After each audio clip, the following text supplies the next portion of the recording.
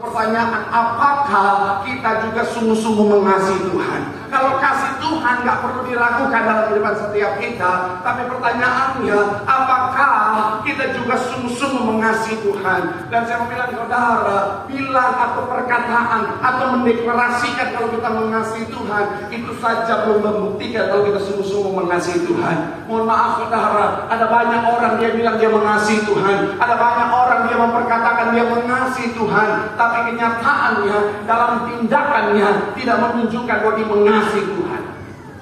Kita tahu aja awal bulan khotbahnya keras banget, kenapa? Justru ini kesempatannya. Karena kalau khotbah keras-keras di akhir bulan terakhir, jemaat makin tertekan, saudara. Haleluya. Bodoh. Saya kan pernah ngalamin, saudara.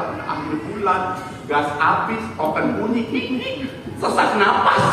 Haleluya. Tapi sekarang habis ini kan pasti semuanya makan enak, haleluya. Ayo mama, habis ini papa ajak mama makan paling enak di Bekasi. Gimana tuh papa? Warteg, haleluya.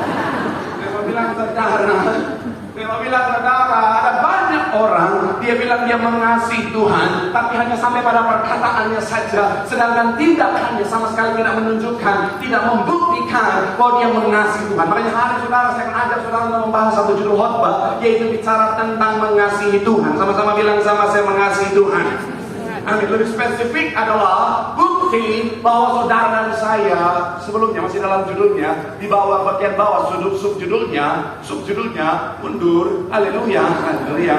Kalau saudara perhatikan dalam tema mengasihi Tuhan, kita akan sama-sama belajar apa bukti bahwa kita mengasihi Tuhan. Bicara tentang bukti, sama-sama bilang sama saya, bukti.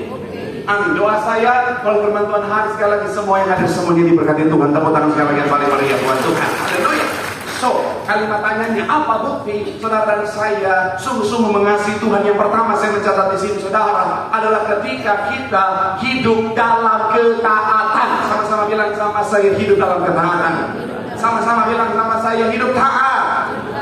Coba kita buka Yohanes 14 ayat yang ke-23. Yohanes pasalnya yang ke-14 ayatnya yang ke-23. Allah terpuji nama Tuhan. Yohanes pasalnya yang ke-14 ayatnya yang ke-23. Haleluya. Sekali lagi saling tolong bantuannya. Di sini saya masih agak butuh gitu. Susah. Tolong. Yohanes 14 ayat 23. Yuk, yang sudah di sana boleh bilang apa diberkati? 3. Ya. Jawab Yesus. Jika seorang apa? Ia akan apa? Dan Bapakku akan mengasihi dia, dan kami akan datang kepadanya. Dan perhatikan bagian awal dikatakan apa? Jawab Yesus, jika seseorang apa? Mengasihi aku, ia akan apa? Menuruti firman. Sama-sama bilang sama saya, hidup dalam ketaatan. Sama-sama bilang sama saya, jika mengasihi akan hidup dalam ketaatan.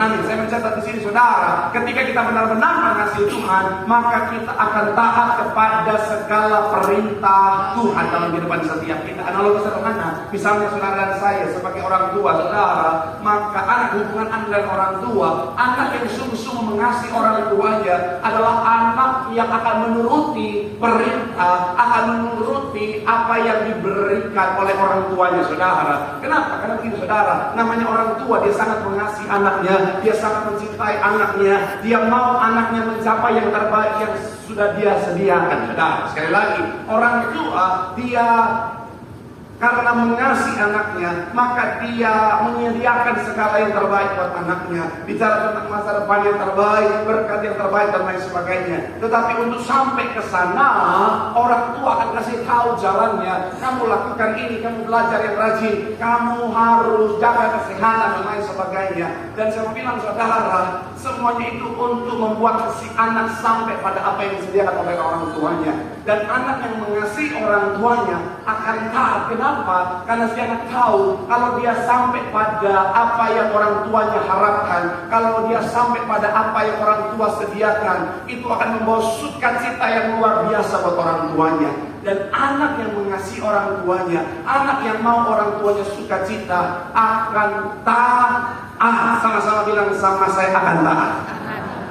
Hubungan kita dengan Tuhan juga sama. Tuhan mau kita menerima yang terbaik. Tapi saya mau bilang saudara, kalau kita sungguh-sungguh mengasihi Tuhan, kita akan taat pada apa yang Tuhan sudah arahkan bagi setiap kita, supaya kita sampai pada apa yang Tuhan sediakan, dan itu membawa sukacita yang luar biasa. Jadi saya mau bilang saudara, Tuhan kasih kita yang namanya guideline, Tuhan kasih kita yang namanya perintah, Tuhan kasih kita yang namanya arahan, karena Tuhan mau kita sampai pada apa yang Tuhan sediakan. Dan kalau kita sampai di sana, itu sukacita yang luar biasa buat Tuhan. Jadi keuntungannya sebenarnya bukan buat Tuhan, tetapi buat setiap kita. Sama-sama bilang sama saya, kalau saya mau taat, saya yang paling diuntungkan. Amin. Jadi saya mau bilang saudara, orang yang Tuhan sudah kasih guideline tapi nggak mau taat, saya mau bilang saudara, mohon maaf, itu apa awal bulan, haleluya. Kalau awal bulan itu enak saudara, mau marah-marah seperti apapun, mau keras seperti apapun, kita terima dengan cinta. Ini sama kalau ibu-ibu di rumah kan begitu. Kalau suami baru kasih gaji, bonus 5. Mau suami kayak apapun silakan papa, silakan. Mah, papa mau mancing dulu, silakan. Coba kalau belum dikasih duit, baru keluar kemana? Iya, jangan kan mancing ikan, mancing keributan juga boleh kalau gaji udah datang. Jadi hari ini apa keras? Saya mau bilang sekali lagi saudara, sama-sama bilang sama saya taat. Tapi yang Tuhan ingatkan saya dari pagi itu sampaikan begini saudara. Pastikan kalau kita sungguh-sungguh mengasihi Tuhan, ketaatan kita adalah ketaatan yang bukan karena apa yang Tuhan sediakan, tapi benar-benar karena kita mengasihi Tuhan. Karena ada banyak orang taat sama Tuhan karena ada embel-embelnya. Saudara, aku mengasihi Tuhan karena aku tahu nanti ada yang Tuhan sediakan. Saya mau bilang saudara, kasih yang sejati adalah kita tetap mengasihi Tuhan, kita tetap taat sama Tuhan, sekalipun kita nggak dapat apa-apa, saudara. Itu ketaatan, itu baru namanya kasih yang sesungguhnya. Tuhan ingatkan saya tentang Abraham. Abraham saudara, gambaran tentang kasih yang sesungguhnya kepada Tuhan. Dia taat sekalipun dia nggak dapat apa-apa, bahkan harus kehilangan anak yang paling dia kasihi saudara. Itulah ketaatan yang merupakan buah dari kasih yang sungguh-sungguh sama Tuhan. Saya mau bilang saudara, kalau kita sungguh-sungguh mengasihi Tuhan, kita akan hidup dalam ketaatan. Bilang sama kanan kirimu, mengasihi Tuhan artinya hidup dalam ketaatan. Bilang sama yang ngomong, hiduplah dalam ketaatan.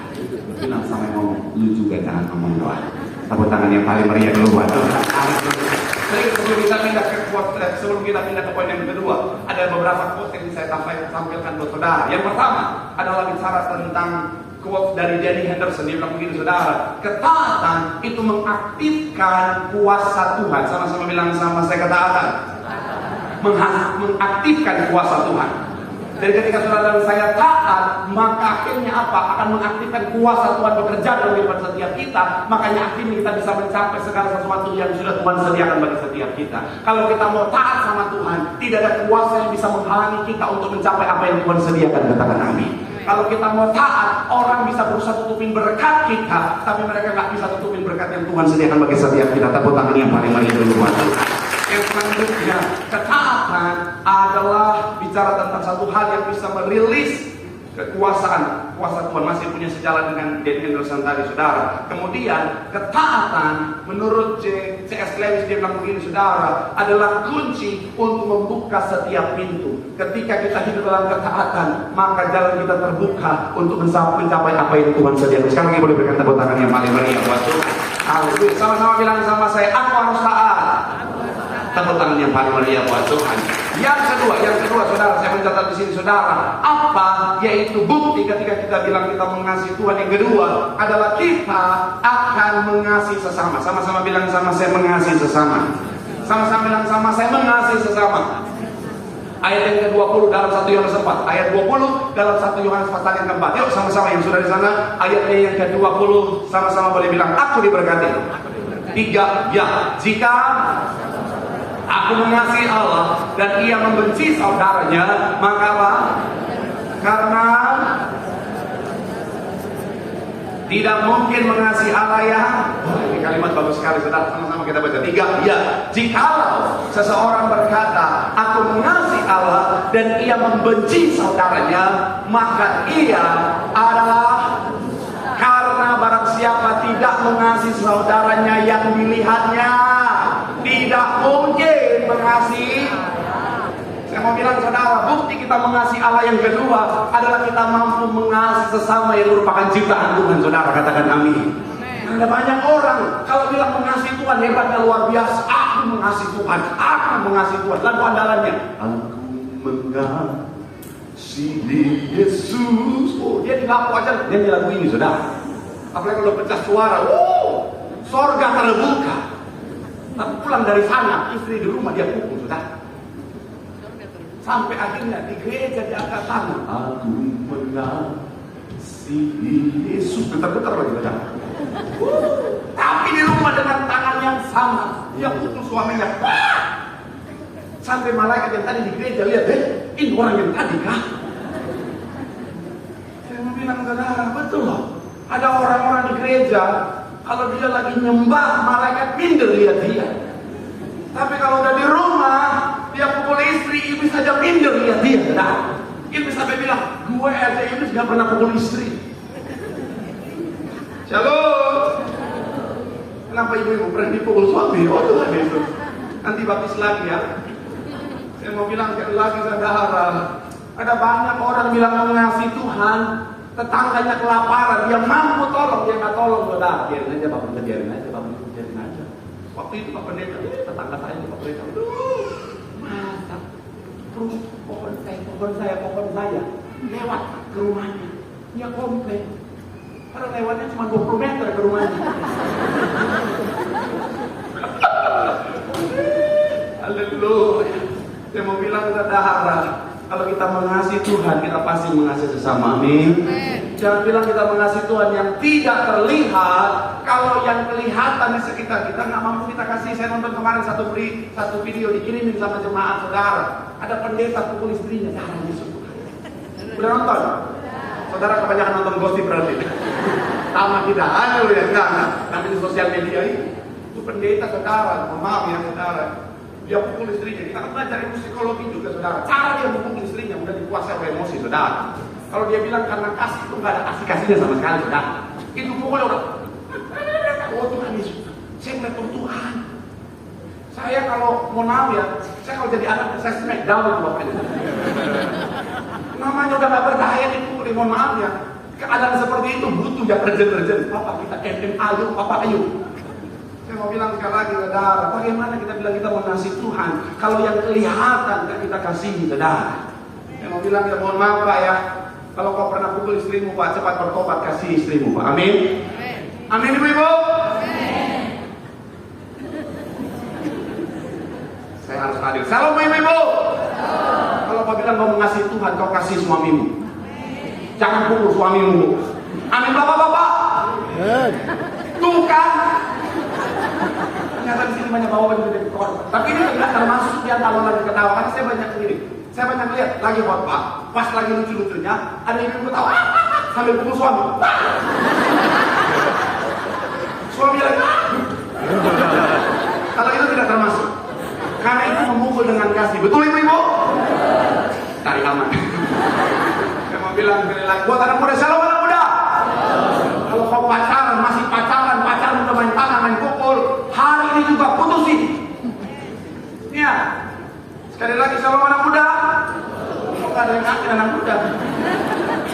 Saya rela dipukul Pak Pendeta. Udah cinta. Sadar. Masih pacaran kau udah dipukul-pukul, pas nikah, dicekik. Dan ketawa bertobat, sadar. Saya juga ketemu sekarang anak-anak muda udah cinta, ya Tuhan. Udah disiksa, udah toksik. Jalanin terus cinta. Saya mau bilangnya putusin. Kalau dia marah bilangnya. Kenapa? Pendetamu yang suruh. Siapa nama pendetamu? Elfri Sirai. Jangan langsung saya jangan. Elfri Sirai. Bilang sama kanan kirimu, mengasihi Tuhan, mengasihi sesama. Tepuk tangan yang paling meriah buat Tuhan. Kalau ada sekarang bagian tadi tolong dihapus. Yang ketiga, apa bukti kita mengasihi Tuhan? Saya punya 4 poin, saudara. Kita ada 4 poin ketiga, karena kita punya poin-poin yang keempat. Imam sudah siap-siap. Apa bukti kita mengasihi Tuhan? Adalah ketika kita memiliki keintiman dengan Tuhan. Sama-sama bilang sama, saya memiliki keintiman. Sama-sama bilang, sama saya berdoa. Sama-sama bilang, sama saya menyembah. Matius 6 ayat 6, sama-sama kita baca. Matius pasal yang ke-6 ayatnya yang ke-6. Yang sudah di sana boleh bilang, aku diberkati. 3, ya. Tetapi jika kau masuklah ke dalam, tutuplah pintu dan berdoalah yang ada di tempat yang tersembunyi, maka Bapamu yang melihat akan. Saya mencatat di sini, saudara, orang yang mengasihi pasti memiliki keinginan untuk bersama-sama dengan orang yang dikasihi. Sekali lagi, saudara, orang yang mengasihi pasti punya keinginan untuk apa? Untuk bersama-sama dengan orang yang dia kasihi, saudara. Contohnya orang tua dan anak. Orang tua yang mengasihi anaknya pasti ingin selalu bersama-sama dengan anaknya.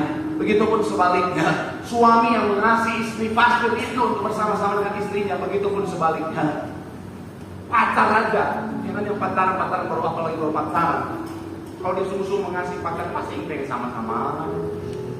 Walaupun yang satu tinggal di Bekasi Barat, satu tinggal di Bojong Kenyot sana. Ada kan daerah Bojong Kenyot, ada kan? Biar saya baca ketawa. Saya mau bilang, saudara, begitupun kita dengan Tuhan. Kalau bilang mengasihi Tuhan, maka kita akan selalu rindu untuk selalu dekat dengan Tuhan. Dan cara kita dekat dengan Tuhan salah satunya melalui apa? Hadirat Tuhan. Dalam pujian, dalam penyembahan itu, wah, ada perasaan yang indah, nyamannya luar biasa. Itulah bukti kita mengasihi Tuhan. Ada orang bilang mengasihi Tuhan baru doa betul. Bilang, saudara, kita aja kalau ketemu orang yang kita kasih, contohnya nih, anak muda yang fans Korea, artis Korea, kalau kita bilang aku mengasihi, fotonya semua kamarnya foto artis Korea ini, bahkan sampai di kamar mandi dia taruh foto artis Korea. Bapaknya masuk, wih, siapa itu? Ketika ketemu pasti nggak boleh, jangankan sejam. Berjam-jam itu dia pantang karena mengasihi. Tapi kalau kita ke Tuhan juga, kadang-kadang kita berdoa bentar, baru pujian penyembahan sebentar, udah rasa lama banget lagi di tangan nyampe mana baru 5 menit dia bilang WL baru 1 kali bilang sekali lagi, kecuali kalau WL 7 kali bilang sekali lagi katakan. Sekali lagi katakan. Udah 9 kali masih sekali lagi katakan.